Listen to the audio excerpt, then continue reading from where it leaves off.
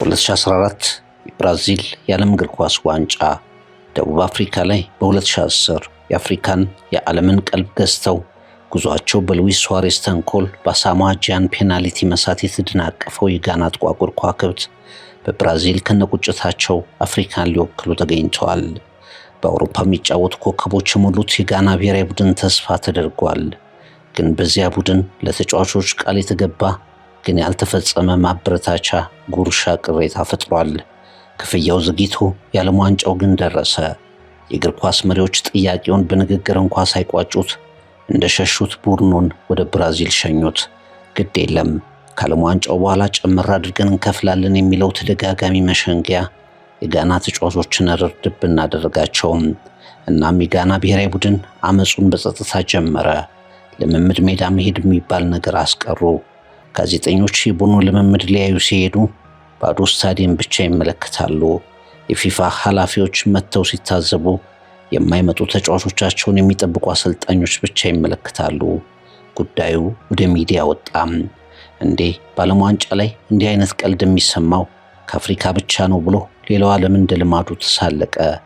ሌሎች ደግሞ የጋና ተጫዋቾች ትርፍ ነገር አልጠየቁም፣ የሚገባቸውን ቃል የተገባላቸውን ብቻ ነው ብለው ድጋፉን ከተጫዋቾች ጋር አሰለፉ። ቡድኑን ከነሳቱ ልከው የራሳቸውን የሽርሽር ጉዞ የሚጠብቁት ባለስልጣናት የዓለም ሚዲያ የተቀባበለውን የቡድኑን አመጽ ሲሰሙ ተርበተበቱም። ይህ የማጣሪያ ጨዋታ አይደለም፣ ይህ የአፍሪካ ዋንጫም አይደለም፣ ይህ ቢሊዮኖች የሚከታተሉት የዓለም እግር ኳስ ዋንጫ ነው።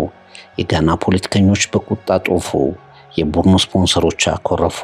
የጋና እግር ኳስ ፌዴሬሽን እባካችሁ መኑኝ እከፍላለሁ ሲል ለተጫዋቾቹ ልመና አደረገ። ተጫዋቾቹ እመኑን የሚባል ነገር የለም አሉ።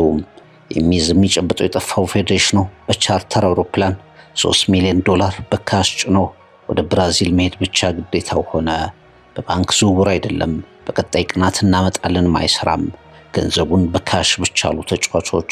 ልክ የአጋሽ ታጋሽ ድራማን ለመቋጨት እንደተዘጋጀ የመጨረሻ የፊልም ትዕይንት በዓለም ትልቁ የእግር ኳስ መድረክ የጋና ወፍራም የእግር ኳስ ፌዴሬሽን ባለስልጣናት $3 ሚሊዮን በካሽ ጭነው አትላንቲክን በማቋረጥ ብራዚል ደረሱ። I mean, as a player, how do you feel about all the lambasting you guys got? Because you wanted to see your money before you play the next game, and we didn't understand why. And so, for many Ghanaians, we thought that you were not there for Ghana, but for yourself. I don't think so. እንዳንዳንድ ዘገባዎች ሪፖርት የጋና ብሔራዊ ቡድን ባረፈበት ሆቴል ገንዘቡ ሲደርስ የነበረው ስሜት ፈጽሞ የማይዘነጋ ነበር። ተጫዋቾች በሰልፍ ተደርድረው ቆሙ። ከጋና ድረስ ረጅም በረራ አድርገው የደረሱት የፌዴሬሽኑ ባለስልጣናት እረፍት እንኳን ሳያደርጉ እየቆጠሩ ለተጫዋቾች ገንዘቡን ያስረክባሉ። አንዳንድ ተጫዋቾች ሳቃቸውን መቆጣጠር አቅቷቸዋል። አንዳንዶቹ አንገታቸውን ደፍተው ብር በሚቆጥሩት ኃላፊዎች በማዘንና ተስፋ በመቁረጥ አንገት ይነቀንቃሉ። አንዳንዶች ምንም አይነት ስሜት አያሳዩም። ገንዘቡ በመምጣቱ የመደሰት ነገርም አልነበረም። ብቻ አንድን ስብራት የመጠገን ጭቅጭቅ የመደምደም ሂደት ተከናወነ። የጋና ተጫዋቾች እንደገና ልምምድ ጀመሩ። ጋና የዓለም ዋንጫን ተሳተፈች። እግር ኳስ የእግር ኳስ ብቻ ሳይሆን የአእምሮ የህብረት ጨዋታ ነውና ጋና የ2010 ገድሏን ትንሹን እንኳ በብራዚል መድገም አቃታት። ከሁሉ በላይ ግን የዓለም ኳስ ተመልካች ቧልት ስላቅ ለጋና ብቻ ሳይሆን ለአፍሪካ ሁሉ የተረፈ ሆነ። አስቂ ካርቶኖች፣ የቧልት ሜሞች፣ ርዕሰ አንቀጾች ከጋና ብሔራዊ ቡድንና የጋና እግር ኳስ አመራር የጉርሻ ውዝግብ ተወለዱ። የጋና የ2014 የዓለም እግር ኳስ ዋንጫ ተሳትፎ መግቢያ ሂደትና ማጠናቀቂያው ልብ የሚያንጠለጥል ኮሜዲ ሆኖ ተጠናቀቀ። ገንዘብ በካሽ ከአፍሪካ ወደ ላቲን የተጓዘበት ቀን ጊዜ እየጠበቀ የሚመዘዝ የአፍሪካ እግር ኳስ ፌዴሬሽኖች አመራሮች የንቅዘት ማሳያ ታሪክ ሆኖ ተጻፈ።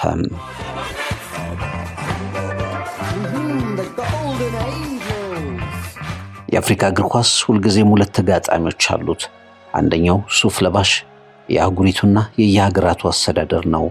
ምናልባት አንጋፋውና በጣም ጠንካራው የአፍሪካ እግር ኳስ የመጀመሪያ ተጋጣሚ ራሱ የአፍሪካ እግር ኳስ አስተዳደር ነው። ሌላኛው በእግር ኳስ መለያ ወደ ሜዳ የሚገባው ተጋጣሚ ነው። ከያውንዴ እስከ አክራ፣ ከሌጎስ እስከ ሎሜ፣ ከአቢጃን እስከ ናይሮቢ የአፍሪካ እግር ኳስ ቡድኖች ተጫዋቾችና አመራሩ በተለይ ትልልቅ ውድድሮች ሲደርሱ ከተቃራኒ ቡድን መድረስ በፊት እርስ በርስ ፍልሚያ ይጀምራሉ። ተጫዋቾች በተዘጋ በር በሹክሹክታ ቃል ይገባላቸዋል። በሱፍ ተጠርዘው ይሄን ካመጣችሁ ካሸነፋችሁ ብለው ቃል የሚገቡ ግን ቃል የገቡት ገንዘብ ከየት እንደሚመጣ ቀድሞ ያላሰቡ አመራሮች የገቡትን ቃል ያዘገያሉ፣ ያሻግራሉ።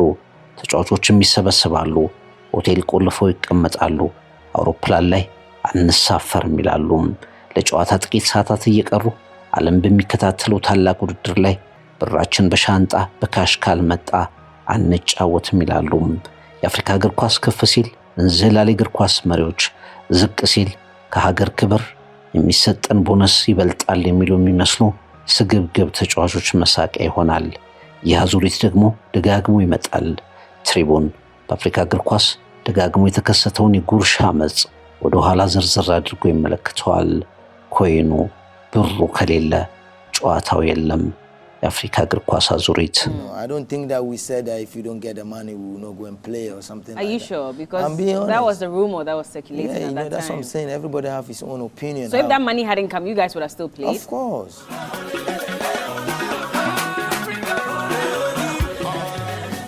የአፍሪካ እግር ኳስ ትልልቅ ጨዋታዎች ብዙ ጊዜ የሚከናወኑት ከእግር ኳስ ሜዳ ውጭ ነው ይባላል። በአፍሪካ እግር ኳስ ላይ የልምምድ ፕሮግራሞች ማቋረጥ ስንፍና አይደለም፣ ጫና ማሳደሪያ፣ ፍላጎት ማስፈጸሚያ ስብሰባዎች ናቸው። ያለ ማይክሮፎን የሚተላለፉ መግለጫዎችም ናቸው። ሱፍ ሳይለበስ የሚደረጉ ድርድሮች፣ ያለ ቦርድ የሚሰሩ ታክቲኮች ናቸው። የአፍሪካ ቡድኖች ልምምድ ሲያቋርጡ ረስተውት አይደለም፣ ራሱ መርሃ ግብሩ ረስቷቸው ነው። በዓለም ዋንጫ፣ በአፍሪካ ዋንጫ በዝርዝር የምናነሳቸው በጣም በርካታ የማህበራዊ ሚዲያ ቀልድ የተላለፈባቸው አይ አፍሪካ እየተባሉ የጅምላ ሁሉን የሚያስፈርጁ ድርሰት የሚመስሉ ጉርሻችን፣ ስጦታችን፣ ደሞዛችን ካልተሰጠን አንጫወትም ትንቅንቆች አልፈዋል። እግር ኳሱ ያፈራቸው የአፍሪካ እግር ኳስ መሪዎችም ብዙ ጊዜ ዓለም የተጫዋቾችን አመጽ ሳይቀባበለው ፖለቲከኞች እንዴት ታስወቅሱናላችሁ ሳይሏቸው በጊዜ መፍትሄ አይሰጡም። ትሪቡን አስቂኝ የነበሩ የአፍሪካ እግር ኳስ ውጥረቶችን መዳሰሱን ይቀጥላል።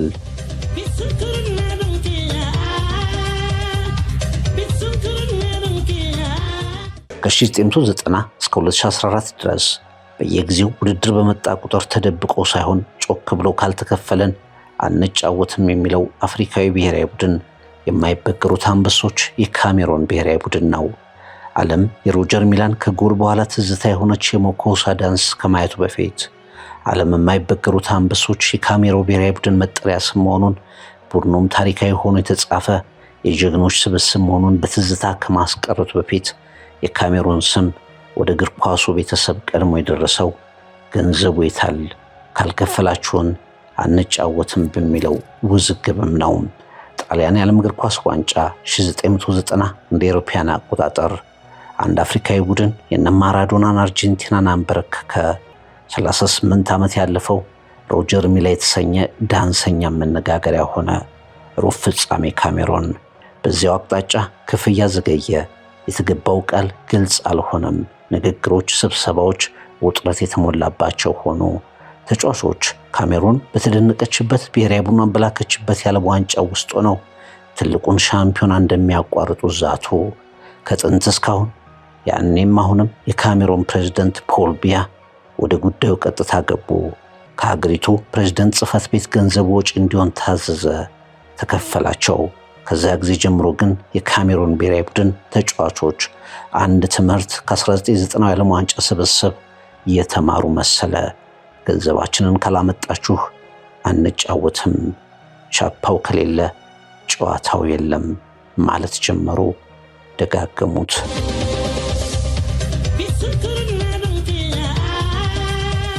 ከ1990 የጣሊያን የዓለም እግር ኳስ ዋንጫ እስከ ብራዚል 2014 የዓለም ዋንጫ ብንመለከት ካሜሩኖች የትኛውም አይነት ሽራፊ ሳንቲም የሚዘገይ ከሆነ ልምምድ ለማቋረጥ መዛት የመጀመሪያ ስራቸው ሆነ። ደጋግመው ፈጸሙት። የሀገሪቱ የእግር ኳስ አስተዳዳሪዎች መምጣቱ አይቀርም ብለው የሚገምቱት፣ ተጫዋቾች ደግሞ የሚተማመኑበት ድርጊት ሆነ።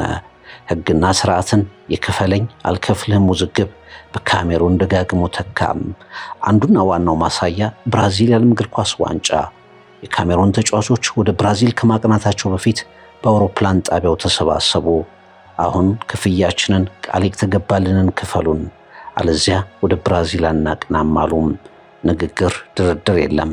ቀጥታ አንድ ትዕዛዝ መሰል ጥያቄ፣ አሁኑኑ ክፈሉን። እንደተለመደው ዜናው ተስተጋባም። የሰሙት ሁሉ ሳቁ። የዓለም እግር ኳስ ዋንጫ አንድ ተሳታፊ ቡድን የአፍሪካ ዋናውን ቡድን በኤርፖርት ውስጥ ብሩን ይዛችሁ ካልመጣችሁ አንጫወትም ብሎ አምጿል። በርካታ ገንዘብ የያዙ ሻንጣዎችን ተሸክመው ወደ ኤርፖርቱ ከልመና ጋር መድረስ ደግሞ የእንዝህላል የእግር ኳስ መሪዎች የመጨረሻ ግዴታ ሆነ። ውዝግቡ በብር ከተፈታ በኋላ የቆሰሉ ቡድን ብራዚል ደረሰ። በሜዳ ላይ አንበሶቹ እንደ ድመት እንኳን አልተጫወቱም። 3 ጨዋታ 3ቱም ሽንፈት፣ 9 ጎሎችን ከመረባቸው እየቆጠሩ ማወጡ። ካሜሩን የተሸነፈችው ቀድሞ ሱፍ በለበሱ ከፍተኛ ገንዘብ ከእግር ኳሱ በሚያፍሱ የራሷ የስፖርት ባለስልጣናት ጋር ባደረገችው ግጥሚያ ቀድማ ነውም ተባለ። ሁሌ የእግር ኳስ ተጫዋቾች አመጽ በአፍሪካ አለ ከተባለ የካሜሩን ስም አለ እስኪባል ተጫዋቾችም አንዳች ክብር ለሀገራቸው የሌለ እስኪመስል ድርጊቱን መደጋገማቸውም ከተጠያቂነት አላደናቸውም፣ ተወቀሱም።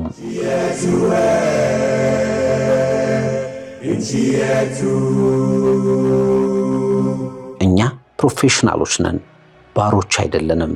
ያገለገልንበትን የሰራንበትን ክፈሉን። የቶጎ ብሔራዊ ቡድን ከ2006 የዓለም እግር ኳስ ዋንጫ ተሳትፎ ቀድሞ በአመጽ ላይ ያስተላለፈው መልእክት ነበር። ልምምድ ያቋረጠ ቡድኑ የቶጎ ጨዋታ በመጀመሪያ ዓለም ዋንጫ ከደቡብ ኮሪያ ጋር ነበር። ክፍያችንን አሁኑን ማታመጡ ከሆነ ሜዳ ላይ አታዩንም አሉ የቶጎ ተጫዋቾች። የሆቴላቸውን ክፍሎች ቆልፈው በአመጻቸው ቀጠሉ። የዓለም አቀፉ እግር ኳስ ፌዴሬሽን ፊፋ ጣልቃ ገብቶ የቶጎ ተጫዋቾች የመጀመሪያውን ጨዋታ ቢያከናውኑም ተሸነፉ። ሌላኛው በተደጋጋሚ ገንዘብ ከሌለ ጨዋታ የለም የሚለው ብሔራዊ ቡድን ደግሞ የናይጄሪያ ብሔራዊ ቡድን ነው። ልክ እንደ ካሜሩን ሁሉ ስሙ ደጋግሞ የሚመጣው የንስሮቹ ቡድን በተለይ በ2014 ስቴፈን ኬሺ የመሩት በብራዚል የዓለም እግር ኳስ ዋንጫ እጅግ ትልቅ መነጋገሪያ ነበር። ያልተከፈሉ የብሔራዊ ቡድን ጨዋታ፣ የቦነስ ክፍያዎች ካልተሰጡን በሚል ተጫዋቾቹ ልምምድ ማቆማቸውን አሳወቁ። መንግስት በጉዳዩ ላይ ጣልቃ ገባ። በመጨረሻ ነገሩ ተቋጨ። ናይጄሪያ በ2025ም ብሔራዊ ቡድኗ ተመሳሳይ ሰጣ ገባ ውስጥ ገብቶ ጉዳዩ በከፍተኛ ሽምግልና ተደምድሟል።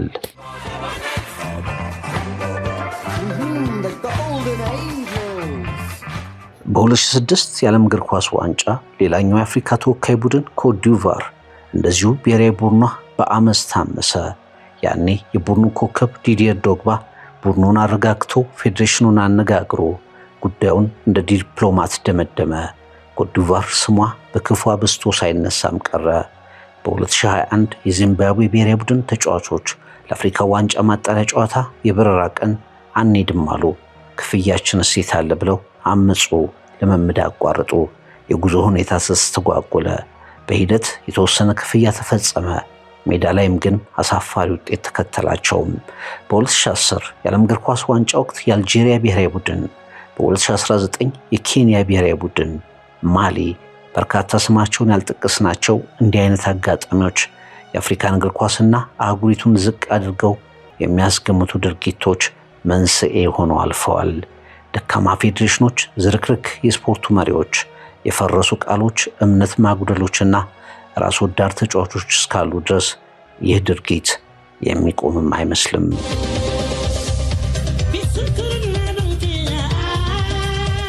እግር ኳስ ያወፈራቸው የስፖርቱ አስተዳዳሪዎች መርህ አልባ የሆኑ አሰራሮች ለብሔራዊ ቡድናቸው በተጫወቱ ቁጥር ከድሃ ኢኮኖሚ ላይ በጭልፋ እየተዛቀ እንዲሰጣቸው ብቻ የሚያልሙ ስነ ምግባር አልባ ተጫዋቾች ቀላል የማይባል ኪሳራ በአፍሪካ እግር ኳስ ላይ እያስከተሉ ቀጥለዋል ይባላል። የአፍሪካ እግር ኳስ ፍልሚያ ቀድሞ ከጨዋታ በፊት ከሀገሪቱ የስፖርት ባለስልጣናት ጋር የሚከናወን ነው። እዚያ የዛሉ ተጫዋቾች በእውነተኛው የሜዳ ጨዋታ በቀላሉ ይዘረራሉ። ብዙ የአፍሪካ ዋና ቡድኖች በተለይ በዓለም ዋንጫ፣ በአፍሪካ ዋንጫ ልምምድ አቋረጡ ከተባለ ረስተውት አይደለም። የራሳቸውን ያስተዳደር ስልት የሚያርቁበት ብቸኛ አማራጭ ሆኖም ስለሚያገኙት ይመስላል። ካልተከፈለን አንጫወትም፣ ገንዘቡ ከሌለ ጨዋታ የለም። የአፍሪካ ብሔራዊ ቡድኖች የጉርሻ አመጽ ትሪቡን ትውስታ